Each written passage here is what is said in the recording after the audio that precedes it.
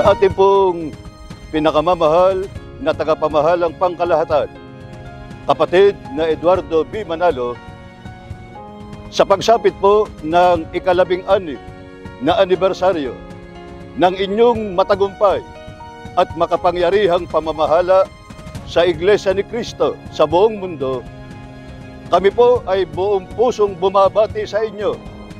Happy 16th anniversary po! Mahal na mahal po namin kayo!